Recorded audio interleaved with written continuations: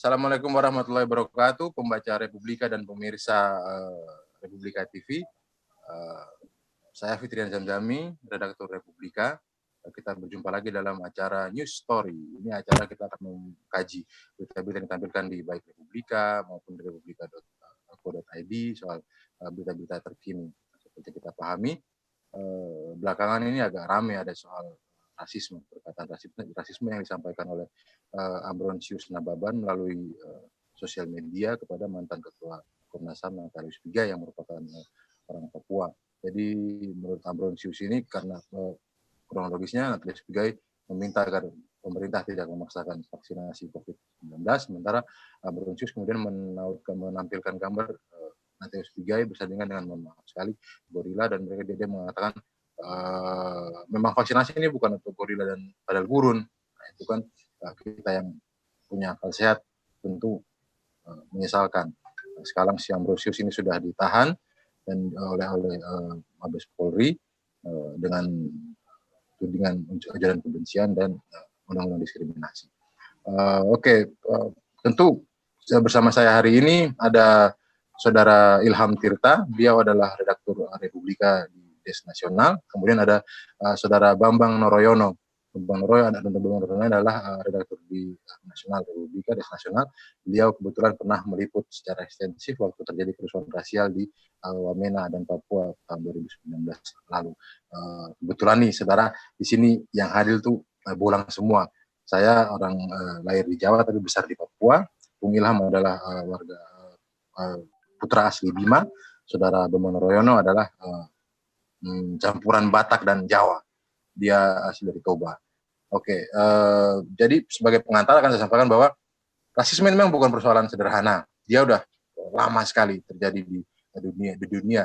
Sentimennya dimulai dari Aristoteles yang menganggap bahwa orang Yunani lebih unggul, kemudian orang Yahudi yang menganggap mereka bangsa yang lebih unggul, kemudian di orang Mesir, kemudian banyak hal. Rasulullah SAW sangat menentang hal ini. Barangkali mungkin ucapan beliau adalah salah satu dokumen paling awal perlawanan terhadap rasisme saat seperti dicatat oleh Sunan Ahmad Hambal bahwa Nabi berkata bahwa tidak ada keunggulan antara orang Arab dan orang Ajam, tidak ada keunggulan antara orang non-Arab terhadap Arab, tidak ada keunggulan kulit hitam terhadap kulit putih dan sebaliknya kecuali berdasarkan ketakwaan. Tapi memang penyakit ini memang susah hilang. Rasisme ini muncul lagi dan lagi, bahkan di peradaban Islam, kemudian apalagi setelah ada kolonialisme di mana orang kulit putih merasa mereka supremasi dan menganggap bahwa semua yang lain lebih rendah. Ada juga perbudakan di Amerika, sampai perjuangan sipil di Amerika. Ada juga yang menggunakan teori evolusi untuk mengatakan Darwin bahwa ada ras yang belum sempurna evolusinya, seperti yang disampaikan oleh Abu Janda saat juga alias Permari saat dia menghina Natalius Pigai. Nah, intinya kita di Indonesia sebenarnya tidak zaman dahulu tidak punya sentimen seperti itu, tidak secara kasar, tapi kemudian datang kolonialis Belanda, mereka membuat pembagian masyarakat antara masyarakat pribumi di paling bawah, di tengah ada Asia Timur dan Timur Tengah, kemudian di paling atas ada Kaukasoid. Nah, walaupun kita sudah merdeka, tapi masih bertahan seperti itu. Nah, yang ingin kita kaji kali ini adalah seberapa bahaya sebenarnya ucapan-ucapan kebencian disampaikan oleh saudara Ambrosius dan kemudian saudara Abu Janda juga itu, apalagi di masa-masa seperti ini. Untuk itu coba saya ingin bertanya kepada saudara Bambang Noroyono terlebih dahulu. Beng, apa kabar? Baik, alhamdulillah. Assalamualaikum. Waalaikumsalam warahmatullahi wabarakatuh. Jadi Beng, dirimu kan ke Papua waktu itu untuk kerusuhan. Nah, menurut dirimu sebenarnya bagaimana sentimen di Papua terhadap kasus seperti ini? Apakah tindakan-tindakan rasialisme seperti yang disampaikan oleh Ambrosius ini ada bahaya terhadap kondisi di sana? Monggo. Oke. Saya di liputan di Papua waktu itu 2019 memang sebentar ya, paling cuma extend 10 harian di Jayapura, Sentani, dan kebanyakan di Wamena. Kalau melihat dari kejadian yang terjadi di akhir 2019 itu, memang kan itu sepertinya memang dampak langsung dari apa yang terjadi di Surabaya, di Yogyakarta, Semarang, mungkin juga kabarnya ada terjadi di Makassar. Apa itu? Ya rasisme, aksi semacam penghinaan terhadap warga Surabaya, warga Malang, terhadap mahasiswa-mahasiswa dari Papua yang bersekolah di sana. Saya rasa kalau pertanyaannya apakah yang dilakukan oleh Abu Janda dan Nababan terhadap Natalius Pigai, ya kalau ditanya apakah itu berbahaya, ya pasti berbahaya, karena 2019 itu adalah contoh paling konkret dari aksi penghinaan atau rasisme yang dilakukan oleh warga non-Papua terhadap masyarakat Papua yang sampai hari ini kita harus sepakat masih ada bentuk marginalisasi terhadap mereka. Jadi kalau pertanyaannya berbahaya atau berbahaya, ya berbahaya sekali. Oke. Bisa dielaborasi, Bang, apakah memang ada api dalam sekam, apakah memang ada rasa katakanlah mereka berasa ada rasialisme secara struktural di Papua seperti itu, sehingga barang-barang kecil seperti ini bisa kemudian jadi katakanlah seperti membakar mercon di pom bensin begitu. Apakah ada bahan bakunya, apakah ada formula di Papua yang memang sudah membuat kata-kata rasialisme seperti ini berbahaya? Katakanlah dari demografi misalnya, atau dari kebijakan pemerintah misalnya. Maksudnya itu apakah memang aksi rasialisme ini biasa terjadi begitu terhadap masyarakat Papua? Bukan, apakah kondisi di Papua itu memang ada struktur tertentu di masyarakat misalnya, yang kemudian membuat kata-kata yang menyakitkan seperti dilakukan oleh orang-orang di Jakarta akan sangat berpengaruh terhadap keamanan di sana begitu. Iya, pastinya berpengaruh dong kalau keamanan gitu. Karena juga struktur masyarakat di Papua kan saat ini kan beragam juga, walaupun dominasi masyarakat asli Papua itu tetap mayoritas. Cuman kan mereka kan tetap tidak punya akses yang dominan terhadap budaya gitu, terhadap kebutuhan-kebutuhan tertentu, karena dominasi pasar terutama di sana kan dikuasain oleh masyarakat pendatang. Tapi memang setahu saya selama saya di sana itu tidak kelihatan sama sekali ada bentuk semacam katakanlah rasisme tadi itu terhadap warga asli yang dilakukan oleh pendatang. Begitu juga sebaliknya. Yang terjadi di Wamena, yang terjadi di Papua, yang terjadi di Wamena, yang terjadi di Sorong 2019 itu, di tempat-tempat lain di Papua itu kan peristiwa yang berawal dari terjadi di Jawa gitu, di daerah luar Papua. Tapi sebenarnya di Papua sendiri pun tidak ada aksi-aksi seperti itu, tidak ada bentuk sebagai semacam penghinaan atau bentuk rasisme baik terhadap warga pendatang, terhadap warga asli atau sebaliknya gitu. Tidak ada sama sekali. Oke, siap. Memang berarti bisa kita katakan bahwa ini persoalan khas dari di Jawa. Nah, itu yang akan kita coba cari tahu ke Ilham. Ya. Ilham. Ya. Halo, Ham. Apa kabar? Alhamdulillah, baik, Bang. Alhamdulillahirabbil alamin. Ham, jadi yang menarik ini, kejadian rasialisme ini baru terjadi sekarang saat ada polarisasi politik yang sedemikian tajam di masyarakat. Kita tahu bahwa Ambrosius dan Permadi Arya alias Abu Janda ini pada satu sisi dan ada Natalius Pigai di sisi lain. Apakah menurut dirimu kondisi politik seperti ini bisa juga memicu orang lepas kata kemudian mengatakan hal-hal yang rasialis gitu? Iya. Kalau menurut saya memang ini karena ada semacam pembiaran. Jadi saya melihat yang dilakukan oleh Ambrosius ini, dia juga sebenarnya sudah mengaku bahwa itu adalah gambar dari orang lain, kemudian dia mengkritik kata-kata yang lain di situ. Dan saya pernah melihat juga itu gambar lama, kayaknya itu 2019. Cuman masalahnya, nah ini dibiarkan, masalah yang seperti ini tidak dianggap sebagai rasis oleh aparat yang berwenang pada saat itu. Jadi seakan-akan ini hal yang biasa.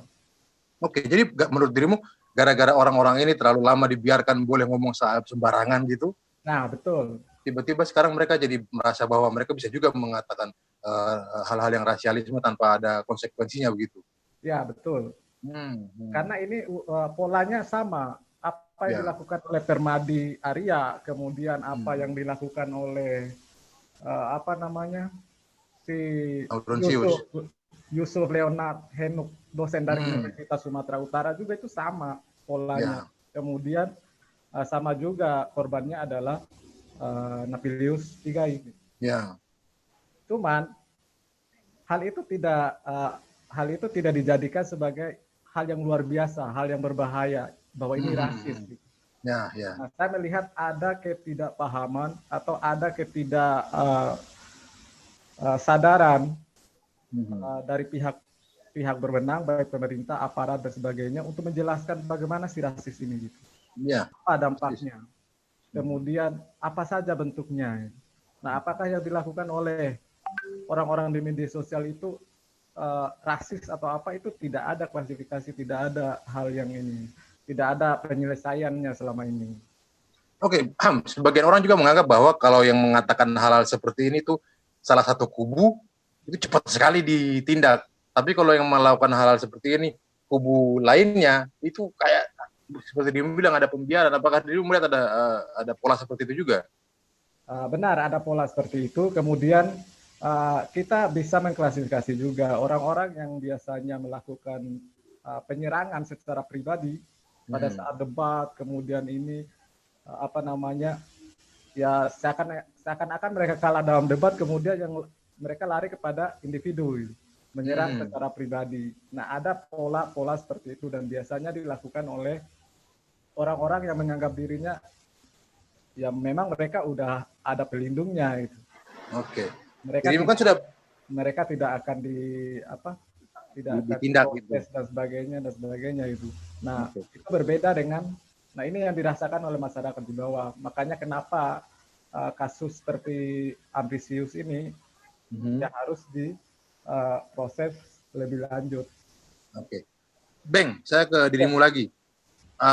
Belakangan kan kita tahu bahwa begitu kasus Ambrosius ini keluar, kemudian Kapolda Papua, Paulus Waterpauw kemudian menenangkan masyarakat, dan tidak lama lagi kemudian terjadi penangkapan. Nah, menurut dirimu, apakah memang penangkapan terhadap Ambrosius ini adalah murni untuk penegakan hukum, atau memang ada upaya untuk meredam potensi kekacauan di Papua yang lebih besar?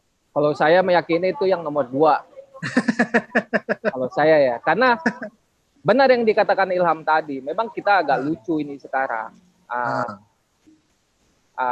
Ketika kita melihat suatu semacam bentuk rasisme yang dilakukan oleh kelompok, katakanlah yang teridentifikasi bagian dari pendukung si A atau pendukung si B yang melakukan penghinaan terhadap konteksnya ini kan Bang Pigai yang ini selama ini kan yang selama ini kita tahu dia sangat kritis terhadap pemerintah gitu loh.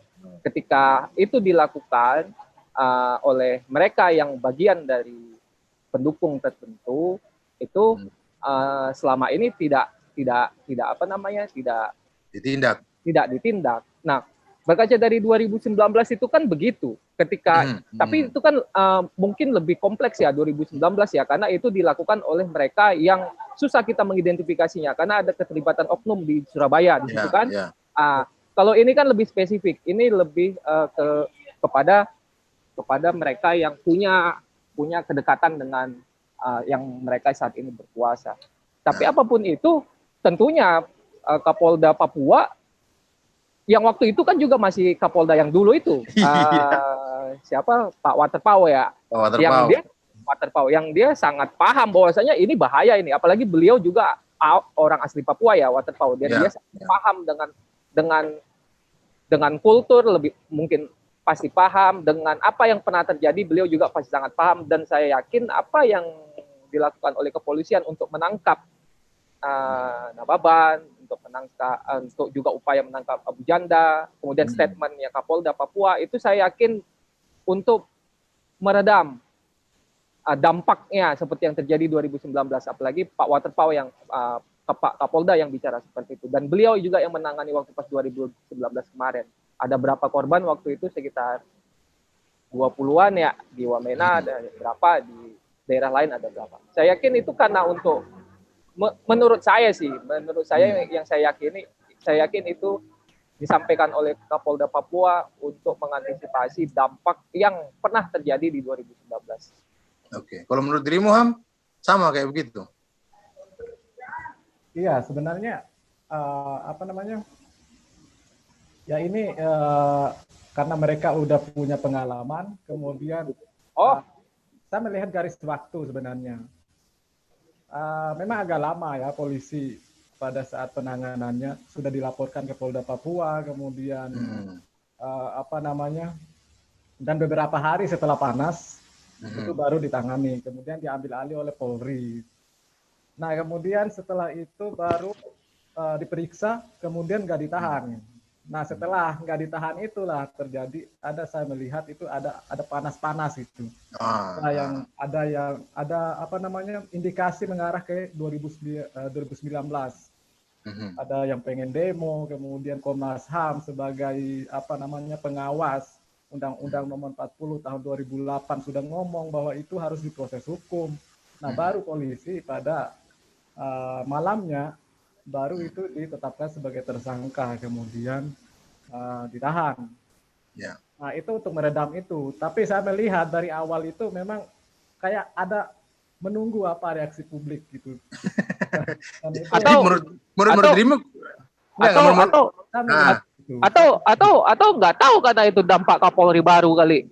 Nah itu yang menarik juga kemudian. Entah apakah itu karena memang Kapolri baru mau menunjukkan bahwasanya kita mulai saat ini tidak lagi berpihak sebelah, atau ya memang kita harus yakini ini untuk mengantisipasi seperti yang terjadi 2019 itu. Gitu. Nah itu makanya tadi saya ingin menyinggung hal tersebut. Itu kan janjinya beliau kan, janjinya Pak Listio kemarin waktu dia presisi. Kalau saya nggak melihat itu sebagai presisi, itu nggak ada prediktif di situ. Nah, saya akan tapi waktunya kan berbarengan itu. Iya. Itu satu aspek yang nggak bisa kita hindarin. Jangan-jangan memang dari Kapolri. Tapi coba menurut dirimu bagaimana? Tapi saya belum ngomong begitu, belum tentu saya mendukung Kapolri ya. Kita kan kemarin dengarnya kan beliau ngomongnya di DPR bahwa Listio ini salah satu dia punya janji adalah dia tidak akan tebang pilih, siapapun yang melakukan pelanggaran akan ditindak. Nah, menurut itulah yang bagaimana? Itulah yang menjadi pertaruhan Kapolri sekarang ini di kasus ini. Nah, kenapa saya tadi itu belum melihat itu sebagai presisi, karena nggak ada prediktif di situ. Nah, ada 2 poin lagi di situ, ada responsibilitas, kemudian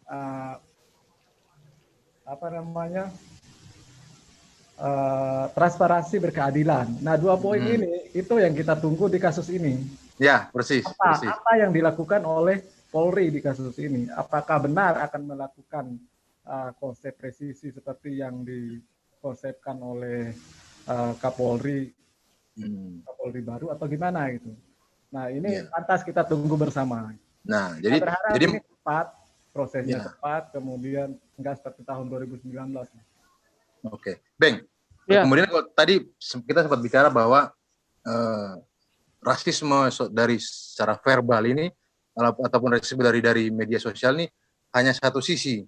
Nah, sementara ada sisi lain yang juga diwajarkan rasialisme, katakan dari sisi kebijakan atau dari sisi demografi atau sisi bagaimana. Apakah dirimu melihat hal tersebut terjadi di Papua?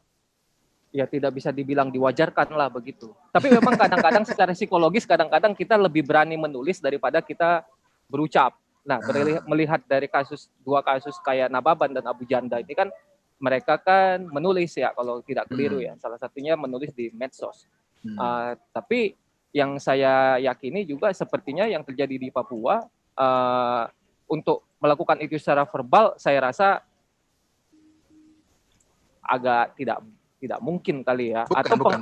Bukan soal verbal atau enggak ya, soal apakah rasialisme ini sekadar persoalan verbal atau ada persoalan struktural di Papua soal rasialisme ini. Katakanlah beberapa waktu kemarin Amnesty International menyatakan bahwa orang-orang Papua mengalami rasialisme dalam proses hukum. Mereka juga mengalami rasialisme dalam hal perekonomian. Ya. Nah, dirimu selama dirimu pengalaman di sana, apakah dirimu melihat hal tersebut? Kalau yang dimaksud amnesti itu menurut saya nggak tahu ya itu klasifikasinya apakah kok bisa mereka mengklasifikasi itu rasisme, tapi mungkin bisa iya bisa enggak, tapi diskriminasi mungkin iya karena melihat struktur masyarakatnya di sana kan itu beragam, tapi klasifikasinya itu sangat kentara gitu terlihat di pasar, di masyarakat, di lingkungan masyarakat itu memang terkelompok dan itu per komoditi gitu loh. Kayak di Wamena gitu kan, atau di Setani, di Wamena khususnya karena saya yang waktu itu lama di Wamena, dan yang paling mudah kan melihatnya itu kan di pasar gitu loh, di pasar-pasar tradisional. Di pasar tradisional itu saya datangin, ada di Bama, ada di Woma, ada di Sinakma. Memang struktur masyarakatnya itu membuka peluang untuk bentuk rasisme, itu terbuka peluang memang. Tapi saya melihatnya itu tidak ada di situ. Kalau terbuka peluang, iya jelas ada karena itu gabungan dari masyarakat banyak, berbeda suku, berbeda etnis, tentunya resiko untuk berperilaku rasis itu pasti ada gitu loh. Tapi dan struktur itu ada gitu, struktur masyarakat yang beragam itu ada. Penguasaan pasar yang dikuasai oleh para pendatang, kemudian masyarakat asli Papua yang itu sepertinya agak sulit untuk mendapatkan akses ke komoditas-komoditas tertentu gitu. Itu iya, itu fakta, terlihat sangat jelas gitu. Contoh di pasar gitu, ketika pasar tradisional itu kan bentuknya terkotak gitu ya.